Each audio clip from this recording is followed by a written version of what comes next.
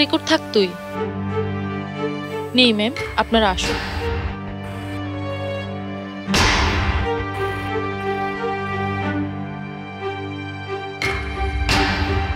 শোন, ওরা কিছু লুকোচ্ছে, নিশ্চয়ই এখানে কোনো রহস্য আছে। তাহলে এবার কি হবে তাথই? এভাবে হবে না। 303-এ কেউ আছে কিনা সেটা সেখানে গিয়ে দেখতে হবে। কিন্তু কে যাবে? ওরা তো কাউকেই ভিতরে যেতে দিচ্ছে না। আমি যাব। তুই একা যাবি? একাই যেতে হবে। আর আমি যদি আধা ঘন্টার মধ্যে ফিরে না আসি, তুই আঙ্কেলকে একটা ফোন করবি।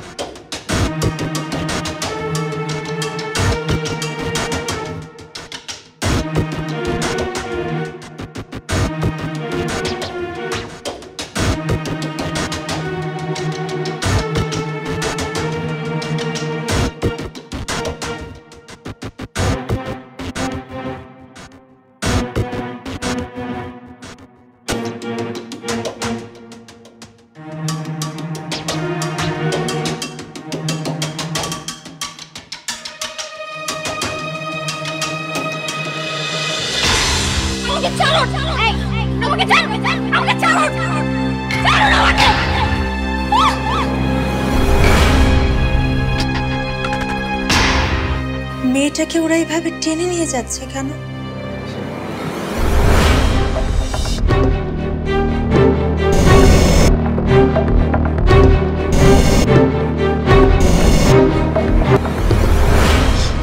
Sorry Tathoi, I am really sorry. তোমার এই বিপদে আমি তোমার পাশে থাকতে পারলাম না।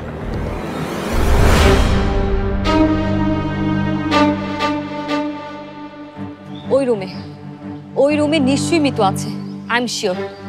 এই হোটেলের সাথে কোনো একটা সম্পর্ক আছে মিতুর ওই আইম জোকারের। তারা কিছুতেই আমাদের ওই রুমে ঢুকতে দেবে না। তাহলে এবার কি তা আমি জানি।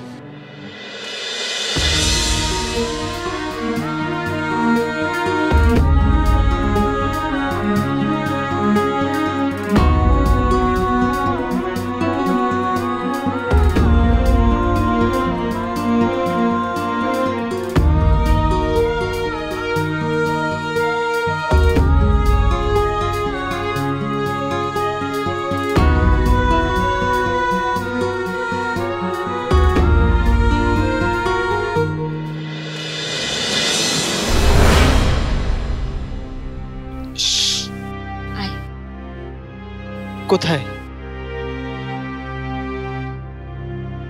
এধার আর ওধারকে একাকার করতে হবে মিশাল। মানে?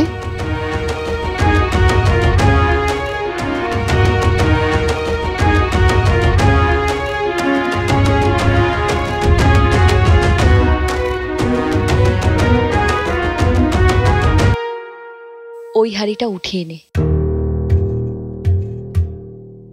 আপনি তুই ঠিক বলছিস তো? হাড়িটা উঠিয়ে নে।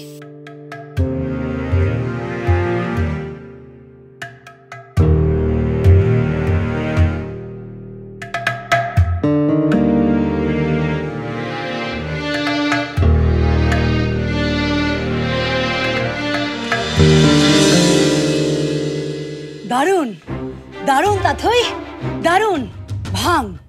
ভেঙে ফেল হাড়ি দুটো, না হলে তোর কবর তুই খুঁড়বি কিভাবে? ভাঙ। তুমি কে আমি জানি না আকাশ। তুমি এধারের না ওধারের আমি কিচ্ছু জানি না।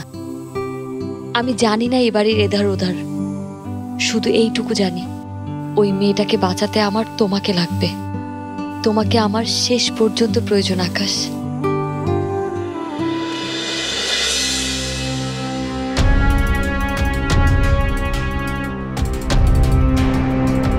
না তাথই, না।